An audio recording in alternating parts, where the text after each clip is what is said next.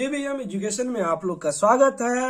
आज साहित्य मेला के गद्य खंड पार्ट 2 डॉक्टर राधाकृष्णन द्वारा रचित सरदार वल्लभ भाई पटेल के सभी प्रश्नों का आज हम लोग समाधान करेंगे। तो सर्वप्रथम हम लोग चलते हैं वस्तुनिष्ठ प्रश्न में। देखिए, वस्तुनिष्ठ प्रश्न का जो निम्नलिखित प्रश्न के सही विकल्प का चयन कीजिए का क नंबर सरदार वल्लभ भाई पटेल पाठ के लेखक हैं। देखिए, ये जो है doctor Zakir Hussain, doctor Rajendra Prasad, doctor Radhakrishnan, doctor Abdul Kalam Azad. तो आप लोग ने पहले ही जान लिया है कि डॉक्टर क्या है, राधाकृष्णन। तो डॉक्टर राधाकृष्णन में आप लोग टिक लगा दीजिएगा। उसके बाद देखिए, आचार और किसकी काफी चर्चा रहती है, दुराचार, भ्रष्टाचार, अत्याचार और देखिए व्यभिचार।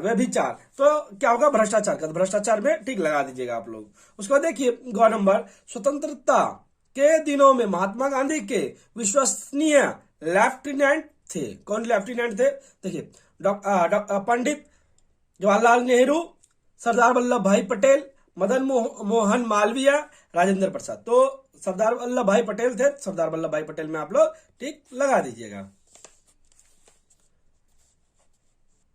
देखिए, उसके बाद है, हम अपने मतभेद को क्या करके देश में पूर्ण संगठन और एकता लानी होगी। देखिए, क्या भूलकर, देखिए है फर्स्ट नंबर, जगाकर, भुलाकर, फैलाकर, सुलाकर। देखिए, भुलाकर होगा। अब देखिए, हम लोग करेंगे लघु उत्तरीय प्रश्न। देखिए, लघु उत्तरीय प्रश्न से मैं पहले बता दे रहा हूं कि देखिए, पद खंड का 2 मैंने समाधान कर दिया है और गद्य खंड का 1। गद्य खंड का 1 जो मैंने किया है वो है आदर्श विद्यार्थी है, वो भी आप लोग कर लीजिएगा। अगर नहीं किया तो उसमें देखिए ग्रामर भी मैं करवा दिया हूं, मतलब भाषा बोध का भी पूरा समाधान किया हूं। तो आप लोग भी कर लीजिएगा अगर नहीं किए हैं तो उसका डिटेल मैं डिस्क्रिप्शन बॉक्स में दे दूंगा। देखिए, 1 नंबर, सरदार वल्लभ भाई पटेल कौन थे? सरदार वल्लभ भाई पटेल कौन थे? तो आप लोग इस प्रकार लिख सकते हैं इसको। देखिए, आप लोग ऐसे भी लिख सकते हैं, सरदार वल्लभ भाई पटेल एक क्रांतिकारी थे। यहां पे लिख सकते हैं, सरदार वल्लभ भाई पटेल एक राजनेता थे। सरदार वल्लभ भाई पटेल एक राजनेता थे। कुछ भी आप लोग लिख सकते हैं इसमें, तो वो भी लिखने से चलेगा। मैंने लिखा है सरदार वल्लभ भाई पटेल एक क्रांतिकारी थे। दूसरा नंबर देखिए, सरदार वल्लभ भाई पटेल कैसे परिवार में जन्म लिया था? तो देखिए, एक कृषक परिवार के थे। तो मतलब वो सरदार वल्लभ भाई पटेल एक कृषक परिवार में जन्म लिए थे। तो इतना भी लिखने से हो जाएगा। उसके बाद दूसरा नंबर देखिए है कि पटेल जी किसके आदेश का पालन करते थे? पटेल जी किसके आदर्श का पालन करते थे? तो आदेशों का पालन करते थे। तो महात्मा गांधी का आदेशों का पालन करते थे। इतना ही लिखना पर्याप्त है। उसके बाद देखिए 4 नंबर, सबसे पहले और सबसे ऊपर हमें अपने आप को क्या मानना चाहिए था? हम लोग को सबसे पहले और सबसे ऊपर क्या मानना चाहिए? देखिए, लिखिएगा, भारतीय मानना चाहिए, एक भारतीय मानना चाहिए। तो देखिए, पटेल जी के जीवन को हम कितने भागों में देख सकते हैं? देखिए, तो पटेल के जीवन को हम 3 भागों में देख सकते हैं, एक क्रांतिकारी, एक राजनेता और एक प्रशासक। तो जैसे था पटेल कौन थे, सरदार वल्लभ भाई पटेल, तो उसमें आप ये भी लिख सकते हैं कि एक प्रशासक थे, तो ये भी हो जाता। तो अब 6 नंबर देखेंगे। देखिए, पटेल जी के कार्य का सबसे महत्वपूर्ण भाग किस रूप में थे? सरदार पटेल कार्य का सबसे महत्वपूर्ण भाग राजनेता रूप में थे। तो राजनेता के रूप में वो सबसे सक्रिय थे। उसके बाद देखिए 7 नंबर, नेहरू जी ने पटेल जी के बारे में क्या कहा? प्रधानमंत्री नेहरू ने कहा था पटेल भारतीय एकता के संस्थापक थे। तो इतना ही लिखना पर्याप्त है। भारतीय एकता के क्या थे? वो संस्थापक थे। देखिए, अब हम लोग करेंगे बोधमूलक प्रश्न। तो 1 नंबर है, राज्यों के एकीकरण के लिए पटेल जी ने क्या किया। तो पटेल जी ने क्या किया था, इसको लिखना होगा। तो ये थोड़ा बड़ा है, तो इस प्रकार लिखिएगा। देखिए लिखिएगा कि राज्यों के एकीकरण के लिए पटेल जी ने भारत के छोटे छोटे 500 राज्य को भारत में मिला लिया, और प्रधानमंत्री नेहरू जी ने पटेल के विषय में कहा था कि पटेल भारतीय एकता के संस्थापक थे। राज्यों का एकीकरण पटेल जी ने ही प्रारंभ किया है, जो आज भी एकीकरण की प्रक्रिया जारी रहा है। देखिए पटेल जी क्या किए थे, देश को एकजुट किए थे। इसी विषय में लिखना है। उसके बाद देखिए दूसरा नंबर क्वेश्चन है कि एक प्रशासक के रूप में पटेल जी के कार्यों का परिचय दीजिए। एक प्रशासक जो वो थे, प्रशासन किस प्रकार चलाए थे, तो इसी विषय में लिखना है। देखिए जैसे मैंने लिखा है, वे एक साहसी देशभक्त और प्रशासक में महान सूझबूझ वाले व्यक्ति थे। सरदार पटेल अहमदाबाद नगर पालिका के अध्यक्ष थे। उनकी निस्वार्थ सेवा और उनकी संगठन क्षमता सभी लोगों का ज्ञात थी। अब हमने यह प्रशासन एकता प्राप्त कर ली है। यदि हम अपने देश को प्रथम वर्ग की शक्ति बनाना चाहते हैं और द्वितीय या तृतीय वर्ग में नहीं देखना चाहते हैं, हमें कुछ अधिक करने की आवश्यक नहीं है। इसके लिए हम अपने मतभेद को भुलाकर देश में पूर्ण संगठन और एकता लानी होगी। हमें अपने सामने मानवता के जीवन अंश के रूप में महान भारत के विचार को रखना होगा। स्वतंत्रता के लिए प्रण में कहा गया था कि ब्रिटिश शासक में हमारे चौमुखी तबाही ढाई गई। राजनेता आर्थिक, सांस्कृतिक और आध्यात्मिक। अब जब हमने अपने देश का नियंत्रण संभाल लिया है, अब हम इन चारों को दूर करना होगा। देखिए सर्वप्रथम इसमें कहा क्या गया है कि सरदार पटेल जी जो प्रशासक थे, तो वो अपने विषय में बताते हुए बोले थे कि हमें एकजुट होना होगा और तभी आगे बढ़ पाएंगे। वो एकजुट नगर पालिका, जब अहमदाबाद नगर पालिका के थे, तो वहां पे जब बाढ़ आए थे, तो वो बहुत ही अच्छा से सेवा किए थे। इस विषय में भी आप लोग इससे अलग भी लिख सकते हैं। उसके बाद देखिए है कि सरदार पटेल के चरित्र की प्रमुख विशेषता का वर्णन कीजिए। तो सरदार पटेल के चरित्र की प्रमुख विशेषता थी कि वे कम बोलते थे, वे अपने से बड़े व्यक्ति का सम्मान करते थे, वे अपने कामों को सूझबूझ के साथ पूरा करते थे। गांधी जी जब उन्हें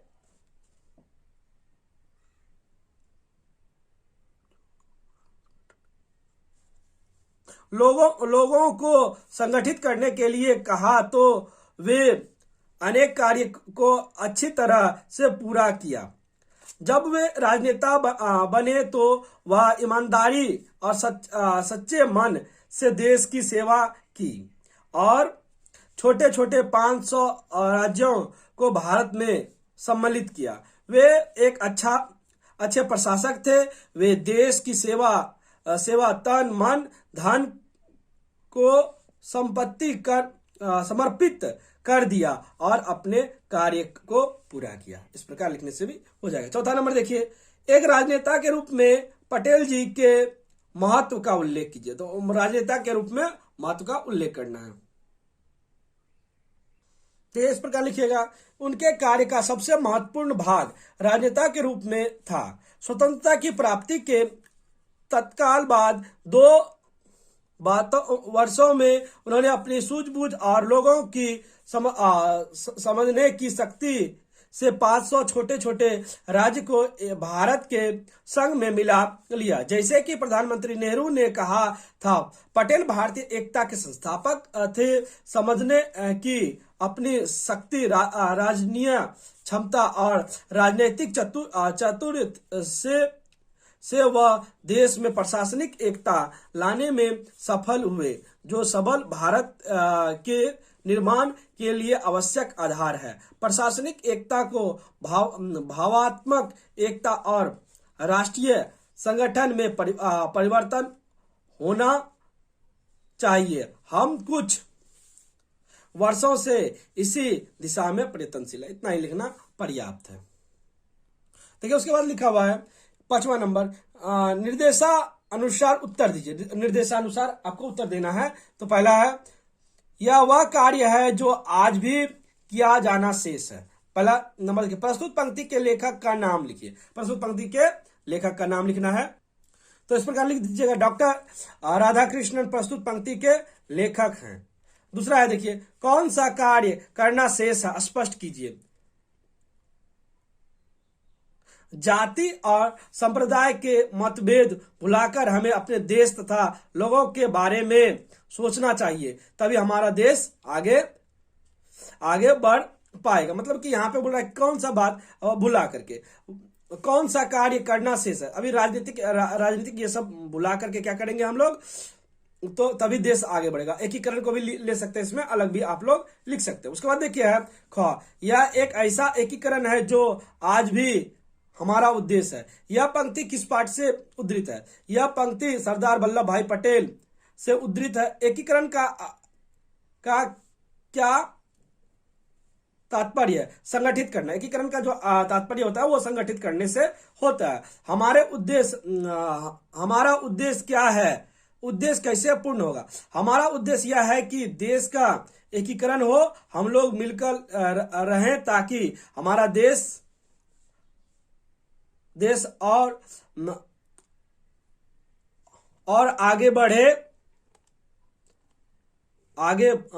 बढ़ पाए। जाति धर्म को भुलाकर हमें अपने देश के बारे में सोचना चाहिए। इतना ही लिखना पर्याप्त है। यह मेरी हार्दिक आशा है कि देश को इस प्रकार की दिशा मिले। यह किसका कथन? यह कथन डॉक्टर राधाकृष्णन का है। वक्ता देश को कैसी दिशा मिलने की आशा प्रकट करता है। देखिए, प्रजातंत्र की रक्षा और नैतिक मूल्यों की रक्षा जिनसे प्रजातंत्र जुड़ा हुआ है, लोगों के जीवन स्तर को ऊपर उठाना और अपने युवक और युवतियों को सही सांस्कृतिक दृष्टिकोण प्रदान करना और अपने पड़ोसियों से अपनी संबंधियों में गहराई लाना, यह हमारा उद्देश्य है। यह मेरी हार्दिक आशा है कि देश को इस प्रकार की दिशा मिले। देखिए अब हम लोग करेंगे भाषा बोध।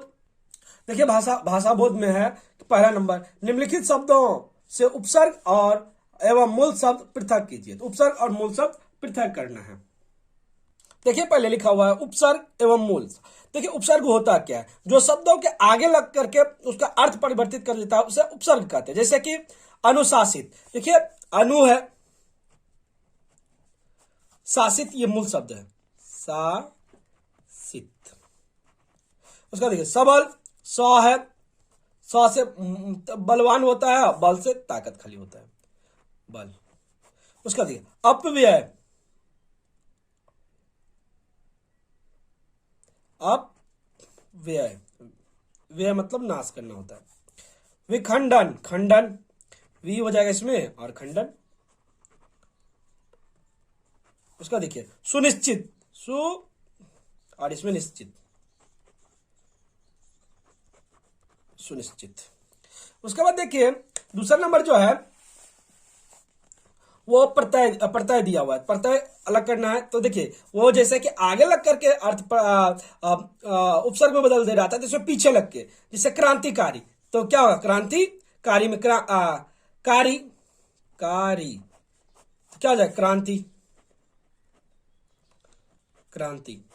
देख सांप्रदायिक, देखिए संप्रदाय दाय, तो इसमें क्या हो जाएगा? ई को, तो ये हो जाएगा संप्रदाय, संप्रदाय। देखिए ये छोटी ई है तो छोटी ई मैंने लिख दिया।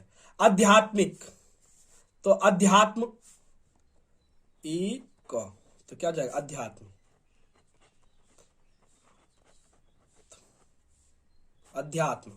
उसका देखिए मानसिक, मान, मान हो जाएगा, सिक नहीं हो जाएगा, मान, तो इसमें क्या हो जाएगा सिक, मान। इच्छाओं, इच्छाओं, इच्छा, इच्छा। उसके बाद देखिए विलोम शब्द, विलोम शब्द में है भिन्नता, भिन्न, तो अभिन्न। अनुकूल, प्रतिकूल, प्रतिकूल। एकता, अनेकता। धर्म, अधर्म। उत्थान, पतन। नैतिक, अनैतिक।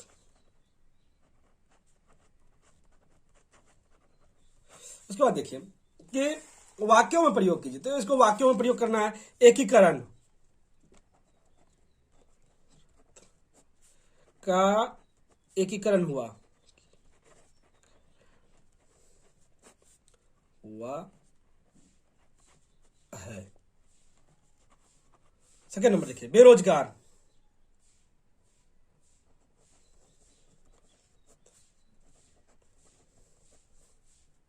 भारत में युवक, भारत में बेरोजगारी बढ़ रही है, बेरोजगारी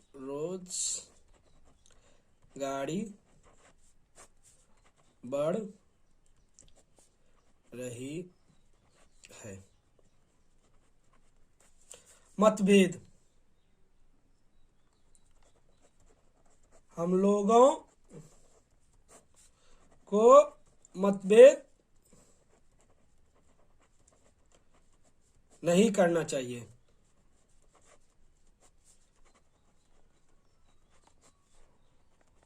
चाहिए।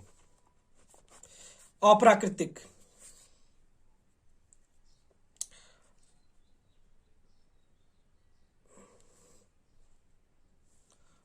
लोग अप्राकृतिक